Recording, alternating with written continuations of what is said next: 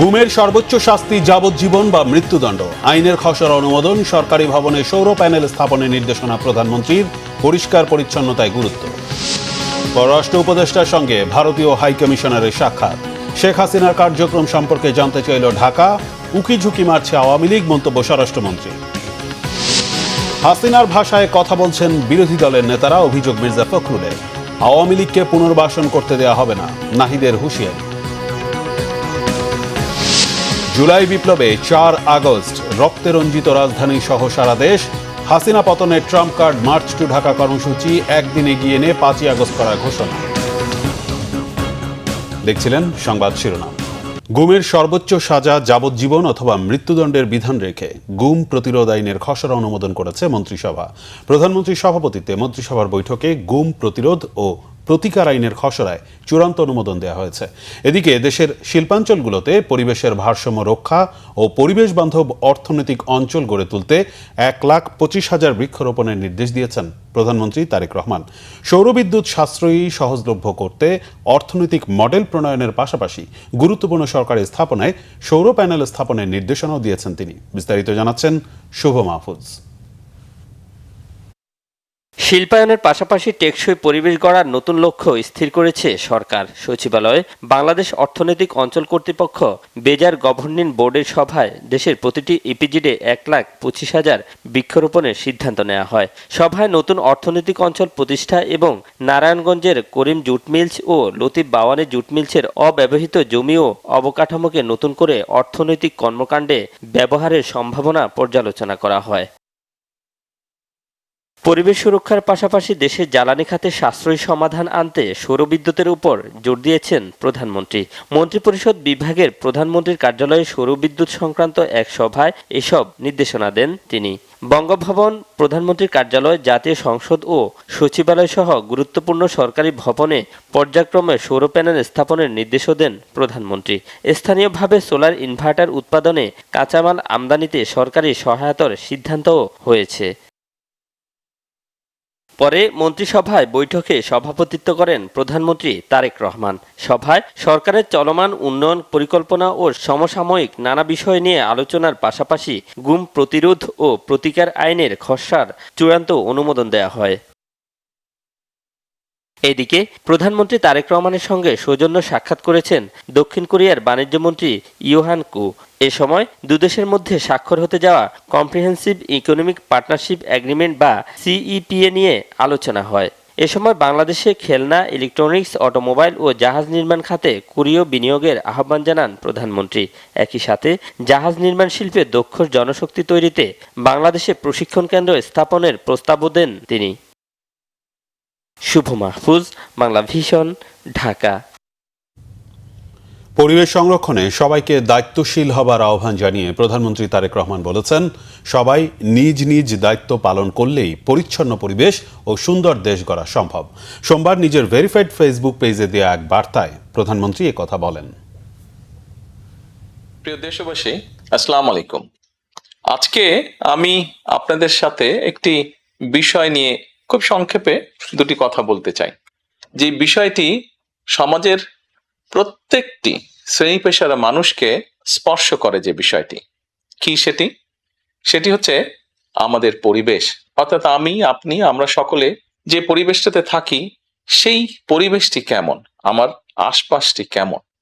আপনারা নিশ্চয়ই অধিকাংশ ক্ষেত্রে খেয়াল করে দেখেছেন, আমরা ঢাকা শহরের যে কোনো রাস্তাঘাটই হোক, যে কোনো এলাকাই হোক, যে কোনো জেলা শহরের এলাকাই হোক, রাস্তাঘাট হোক, এমনকি উপজেলা পর্যায়েও ক্ষেত্র বিশেষে বিভিন্ন গ্রামগঞ্জেও আমরা দেখেছি যে যেখানে বাজার ঘাট বা রাস্তা চলাচলে বেশি, সেই জায়গাগুলোতে চারিদিকে একটা জিনিস খুব পরিষ্কারভাবে চোখে পড়ে, যেটি আমরা যখন ছোট ছিলাম, আজকে থেকে 40 বছর আগে, 30 বছর আগে দৃশ্যটা এমন ছিল না, কিন্তু বর্তমানে দৃশ্যটা এইরকম। সেটা কেমন?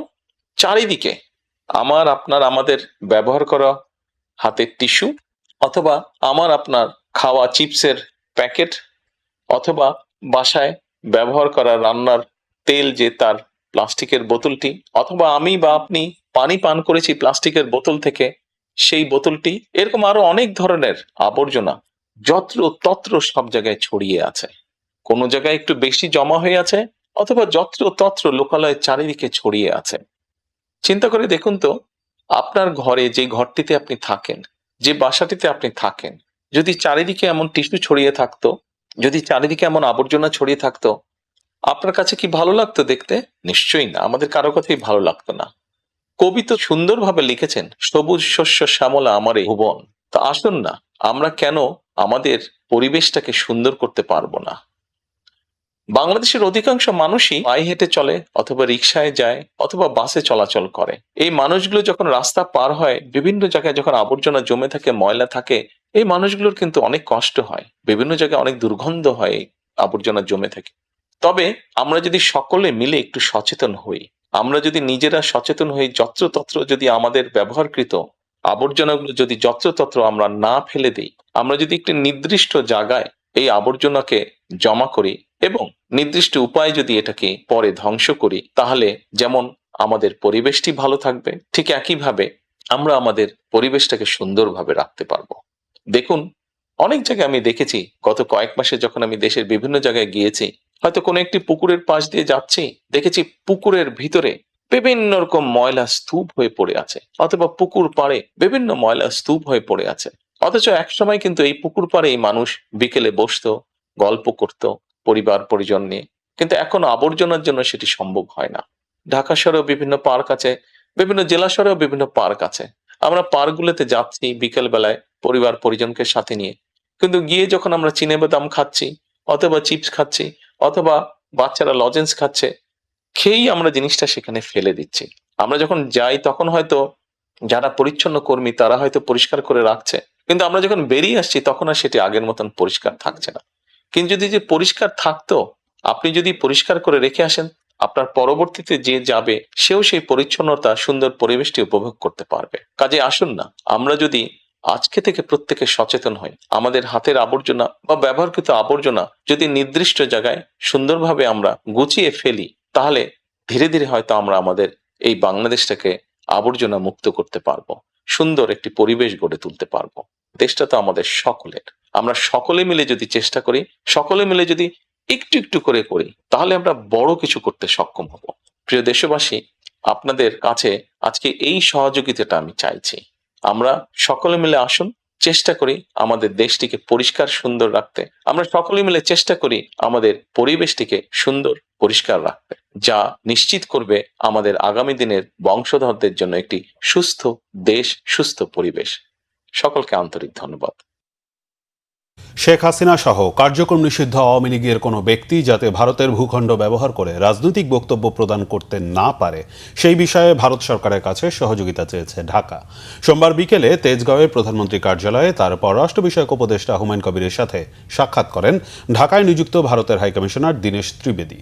ভারতে আশ্রয় নেওয়া ক্ষমতাচ্যুত প্রধানমন্ত্রী শেখ হাসিনা ৫ আগস্ট প্রকাশ্যে বক্তব্য রাখতে পারেন। সোশ্যাল মিডিয়ায় ছড়িয়ে পড়া এই খবরটি আলোচনায় উঠে আসে। পররাষ্ট্র উপদেষ্টা উল্লেখ করেন, এ ধরনের কার্যক্রম দ্বিপাক্ষিক সম্পর্কের ইতিবাচক অগ্রগতিকে ক্ষতিগ্রস্ত করতে পারে।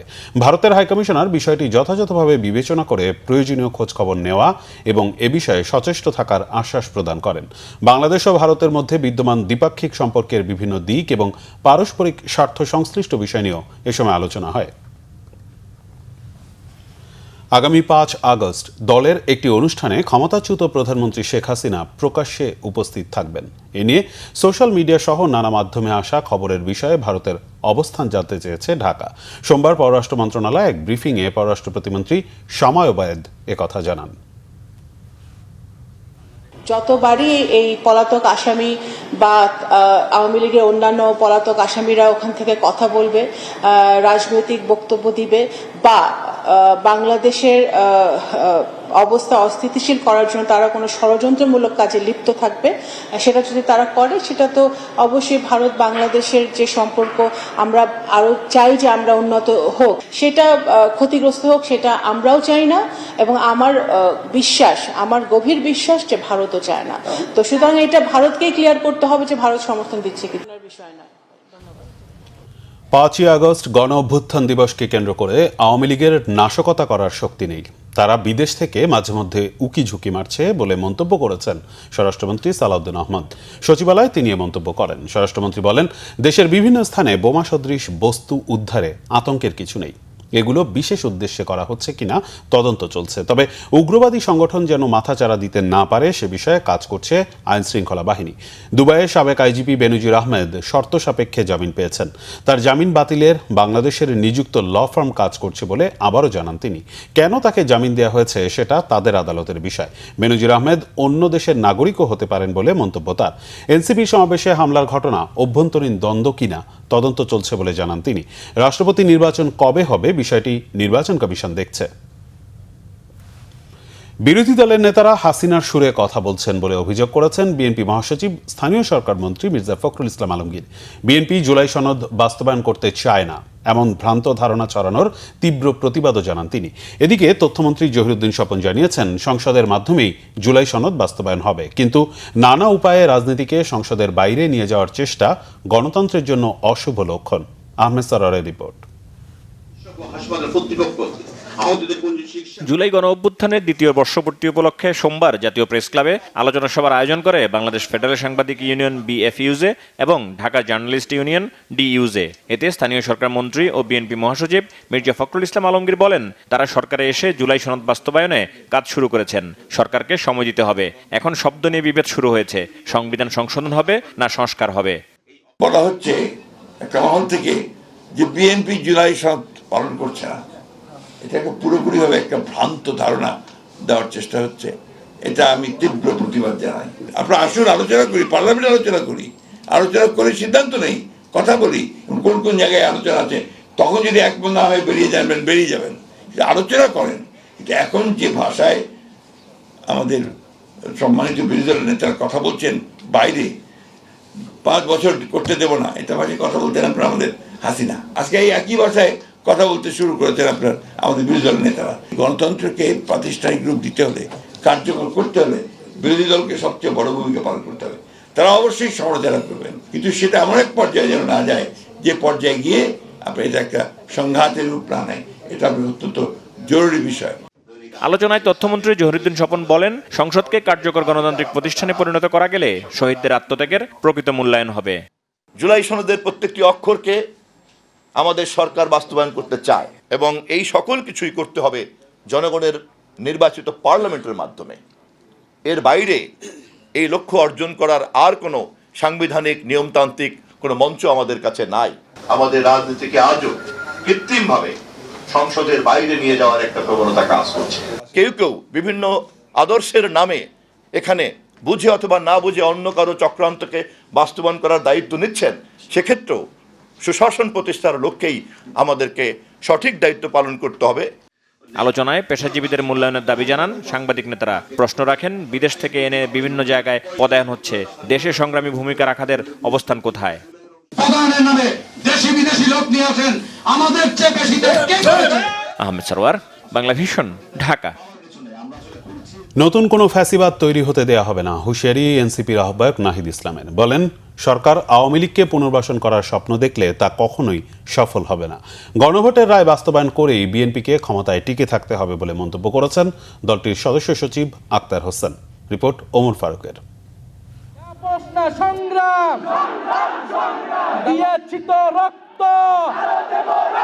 শহীদ পরিবার ও আহতদের কণ্ঠে এক দফা শীর্ষক এ আলোচনা সভা।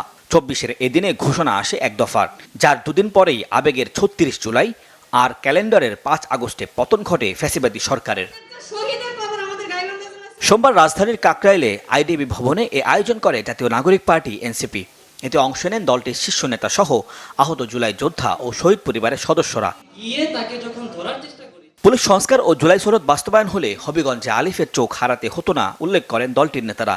জুলাই যোদ্ধাদের চিকিৎসা নিতে গেলেও হয়রানি হতে হচ্ছে বলেও অভিযোগ তাদের। আজকে যখন আমার ওই সহযোদ্ধারা নিটোরে যায়, চক্ষু বিজ্ঞানে যায়, সিএমএইচে যেতে চায়, পিজিতে যেতে চায়, একজন সাধারণ রোগীর সাথেও যেই ধরনের ট্রিট করা হয়, তারা যখন পরিচয় দেয় তারা জুলাই যোদ্ধা, তারা তার চেয়ে বেশি সেখান থেকে একটা বিচ্ছিন্ন আচরণ তারা পেয়ে ফিরে আসে। আপনাদের প্রত্যেকটি ক্ষোভ আমাদের জন্য সামনের দিনে এগিয়ে যাওয়ার জন্য চ্যালেঞ্জ যোগায়, আমাদেরকে আমাদের উদ্দীপনা দেয় যে না, আমাদের এই বাবাকে, এই মাকে, এই ভাইকে, এই কন্যাকে ন্যায় বিচার পাওয়াই দিতে হবে। ওরা তথাকথিত আয়নাঘর বলে সম্বোধন করছে, কেন? ওরা কি আমাদের জীবন্ত কিংবদন্তি তুলির ভাই বা আরমান ভাইকে দেখতে পাচ্ছে না? বিএনপিকে গণভোটের রায় বাস্তবায়ন করেই ক্ষমতায় থাকতে হবে বলে হুঁশিয়ারি করেন এনসিপির সদস্য সচিব আক্তার হোসেন।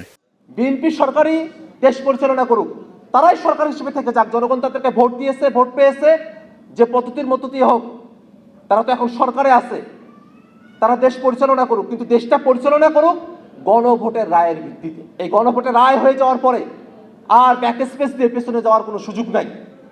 গণভোট আমাদেরকে বলে যার হাসিনার ব্যবস্থার দিকে ফিরে যাওয়া সম্ভব না, ফেসিবাদী ব্যবস্থার দিকে ফিরে যাওয়া সম্ভব না, এখন আমাদেরকে সামনে গণতান্ত্রিক পথে এগিয়ে যেতে হবে। সংস্কার বাস্তবায়ন না হলে তীব্র আন্দোলনের হুঁশিয়ারি দেন এনসিপির আহ্বায়ক নাহিদ ইসলাম। যে সংস্কার, সেই সংস্কার তাদেরকে বাস্তবায়ন করতে হবে, অন্যথা যে আন্দোলন আমরা চলমান চালু রেখেছি, শুরু করেছি, সে আন্দোলন আরও তীব্র থেকে তীব্রতর হবে।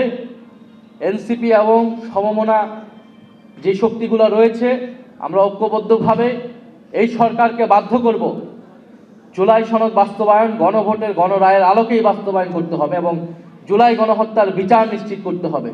আহত শহীদ পরিবারের দাবিগুলো দ্রুত বাস্তবায়নের আহ্বান জানান এনসিপি নেতারা। ওমর ফারুক, বাংলা ভিশন, ঢাকা। বৈষম্য বিরোধী ছাত্র আন্দোলন ঘোষিত অসহযোগ আন্দোলন ঘোষণার পর মার্চ টু ঢাকা কর্মসূচি একদিন এগিয়ে আনা ছিল ফ্যাসিস্ট হটানোর ট্রাম্প কার্ড। 24-এর এদিনেই কর্মসূচিটি একদিন এগিয়ে 5 আগস্ট করার ঘোষণা দেন সমন্বয়ক আসিফ মাহমুদ। এ ঘোষণার সাথে একাত্মতা জানায় বিএনপি। অন্যদিকে সারা দেশে আন্দোলনকারী শিক্ষার্থীদের উপর চলতে থাকে গুলি, বেদম হামলা, নির্যাতন। রাজধানী পরিণত হয় রণক্ষেত্রে। হাসপাতালগুলোতে আহতদের আর্তনাদ। খারিজ করে দেয়া হয় আন্দোলনকারীদের ওপর গুলি না করার নির্দেশনা চেয়ে করা রিট। জুলাই বিপ্লবে উত্তাল 4 আগস্টের কথা জানাচ্ছেন মুহিবুল্লাহ মুহিব। 24-এর 4 আগস্ট আন্দোলনকারীদের ভাষায় 35 জুলাই। পতনের ঠিক একদিন আগে কি পালানোর প্রস্তুতি নিচ্ছিলেন fascist Sheikh Hasina? Internet shutdown, curfew অথবা মারণাস্ত্রের গুলিও যখন থামাতে পারছিল না রাজপথে ছাত্র জনতার ঢল, তখন কি শেখ হাসিনা টের পেয়েছিলেন তার পতন সন্নিকটে? এমন প্রশ্নের সুরাহা না হলেও 24-এর 4 আগস্টের রাজপথ দিচ্ছিল সেই বার্তাই। রাজধানীর প্রতিটি পয়েন্টে আন্দোলনকারীদের ঘন্টার পর ঘন্টা সংঘর্ষের পর আওয়ামী লীগের পিছু হটা সেই ইঙ্গিত আরও স্পষ্ট করে দেয়। মিরপুর 10 নম্বর গোলচত্বরে 5 ঘন্টা সংঘর্ষ চলার পর আন্দোলনকারীদের পক্ষে সেনাবাহিনীর অবস্থান এবং আওয়ামী লীগ নেতাকর্মীদের ধাওয়া দেওয়ার সেই দৃশ্য বলে দিচ্ছিল বিজয়ের দুয়ারে মুক্তিকামী মানুষ।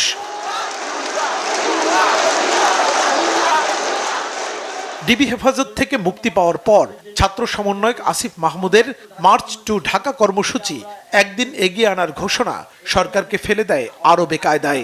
5ই আগস্ট সারা দেশের মুক্তিকামী জনতাকে ঢাকার উদ্দেশ্যে রওনা হওয়ার জন্য আমরা আহ্বান জানাচ্ছি। আপনারা সবাই ঢাকা আসুন, আমরা আপনাদের সবাইকে নিয়ে আমাদের চূড়ান্ত দাবি আদায়ে এগিয়ে যাব।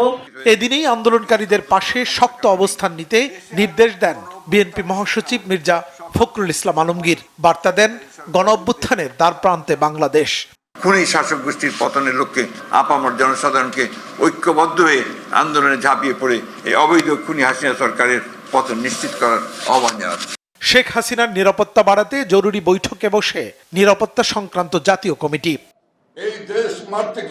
আন্দোলনকে সন্ত্রাসী কর্মকাণ্ড আখ্যা দিয়ে তা মোকাবেলায় নেতাকর্মীদের মাঠে নামার আহ্বান জানান আওয়ামী লীগের প্রেসিডিয়াম সদস্য জাহাঙ্গীর কবির নানক। আমরা আপনার এই জঙ্গি গোষ্ঠীকে প্রতিরোধ করার জন্য আমরা দেশবাসীর কাছে উদাত্ত আহ্বান জানাচ্ছি। পতন আসন্ন জেনেও ছাত্র জনতার আন্দোলনকে অগ্রাহ্য করে খামারবাড়ি সহ বিভিন্ন এলাকায় মিছিল করে আওয়ামী লীগের উচ্ছিষ্ট ভোগীরা। আমরা তাদেরকে চিনি, তারা স্বাধীনতা বিরোধী শক্তি, রাজাকার, আলবদর, এই বিএনপি, এই জামাত। শাহবাগ, কারওয়ানবাজার, বাংলা মোটর, উত্তরা ও আফতাবনগর হয়ে ওঠে কার্যত যুদ্ধক্ষেত্র। প্রতিটি বিভাগীয় শহর, জেলা ও উপজেলায় রাজপথে নামে সর্বস্তরের মানুষ। এদিনেই জাতিসংঘের উদ্যোগে সম্পূর্ণ স্বাধীন কমিশনের মাধ্যমে চলমান সহিংসতা ও প্রাণহানির তদন্ত চায় ট্রান্সপারেন্সি ইন্টারন্যাশনাল, টিআইবি। জাতীয় ও আন্তর্জাতিকভাবে গ্রহণযোগ্য তদন্ত নিশ্চিতে জাতিসংঘের উদ্যোগে সম্পূর্ণ স্বাধীন কমিশন গঠন করার মাধ্যমে দোষীদের দৃষ্টান্তমূলক শাস্তি নিশ্চিত করতে হবে। পরদিনই যে দেশ ছেড়ে ভারতে পালাবেন শেখ হাসিনা তা সেদিন পর্যন্ত বেশিরভাগ মানুষের কাছেই ছিল কল্পনাতীত। মুহিবুল্লাহ মুহিব, বাংলা ভিশন, ঢাকা। ঢাকা ৬ আসনের গেন্ডারিয়া ৪৬ নম্বর ওয়ার্ডের রাস্তা, বর্জ্য ব্যবস্থাপনা, ড্রেনেজ, যানজট, পরিবেশ ও নিরাপত্তা সহ বিভিন্ন নাগরিক সমস্যা সরেজমিনে পরিদর্শন করেছেন এই আসনের সংসদ সদস্য এবং মুক্তিযুদ্ধ বিষয়ক প্রতিমন্ত্রী ইশরাক হোসেন। সোমবার রাতে গেন্ডারিয়ার বিভিন্ন এলাকা পরিদর্শনকালে স্থানীয় বাসিন্দাদের সঙ্গে তিনি বিভিন্ন সমস্যা নিয়ে কথা বলেন। মাদক, ছিনতাই, কিশোর গ্যাং সহ বিভিন্ন অপরাধ নিয়ন্ত্রণের বিষয়েও স্থানীয়দের সঙ্গে কথা বলেন মুক্তিযুদ্ধ বিষয়ক প্রতিমন্ত্রী। এ সময় স্থানীয় বাসিন্দারা এলাকার বিভিন্ন নাগরিক সমস্যার পাশাপাশি মাদক, ছিনতাই ও কিশোর গ্যাংয়ের দৌরত্ব সহ আইন শৃঙ্খলা পরিস্থিতি নিয়ে তাদের উদ্বেগের কথা তুলে ধরেন। অপরাধ নিয়ন্ত্রণে প্রয়োজনীয় পদক্ষেপ নেওয়া এবং স্থানীয় পর্যায়ে নিরাপত্তা জোরদারের বিষয়ে আলোচনা করেন মুক্তিযুদ্ধ বিষয়ক প্রতিমন্ত্রী। এছাড়া গেন্ডারিয়ার রেল স্টেশন ও আশপাশের এলাকার নিরাপত্তা পরিস্থিতিও পরিদর্শন করেন ইশরাক হোসেন। মহেশখালী এলএনজি গ্যাস টার্মিনালের যান্ত্রিক সমস্যার দ্রুত সমাধান, গ্যাস সংকট নিরসন ও জনগণের ভোগান্তি কমাতে সরকারের প্রতি আহ্বান জানিয়েছে জামাত ইসলামী। সন্ধ্যায় মগবাজারে জামাত ইসলামের কেন্দ্রীয় কার্যালয়ে চলমান গ্যাস সংকট নিয়ে আয়োজিত সংবাদ সম্মেলনে এই আহ্বান জানান দলটির সেক্রেটারি জেনারেল মিয়া গোলাম পরোয়ার। আরও জানান, এলএনজি আমদানির উপর নির্ভরশীলতার কারণে গ্যাস সংকট প্রকট হচ্ছে। এর প্রভাব পড়েছে শিল্প কারখানা ও পরিবহনের উপর। চলমান সংকট বিদ্যুৎ উৎপাদনে প্রভাব ফেলবে এবং ভবিষ্যতে বিদ্যুতের দাম বাড়ারও আশঙ্কা প্রকাশ করেন তিনি।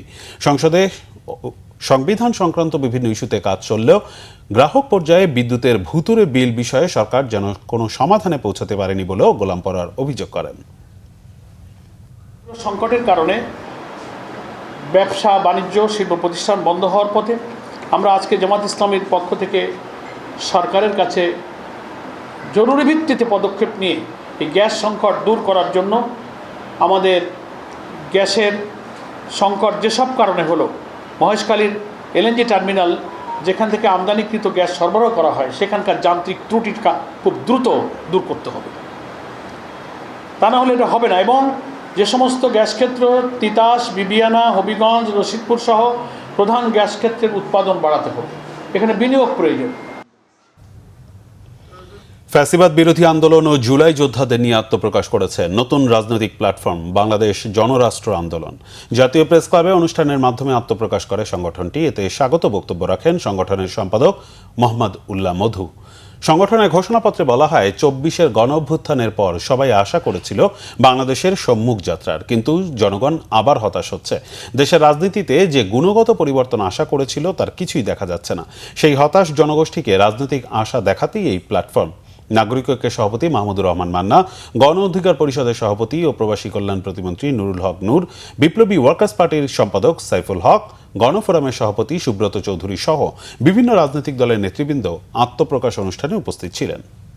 প্রায় ৫০,০০০ শিক্ষা প্রতিষ্ঠানের অংশগ্রহণে prime minister gold cup football tournament শুরু হচ্ছে বলে জানিয়েছেন প্রধানমন্ত্রীর উপদেষ্টা ও তার কার্যালয়ের মুখপাত্র মাহদি আমিন।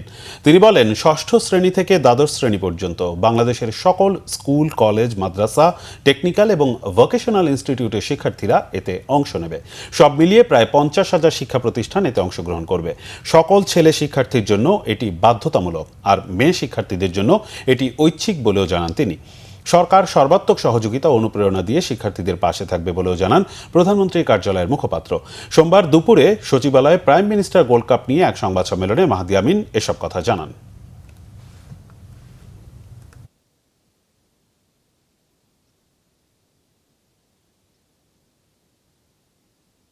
টোটাল প্রায় ৫০,০০০-এর মতন শিক্ষা প্রতিষ্ঠান পার্টিসিপেট করবেন।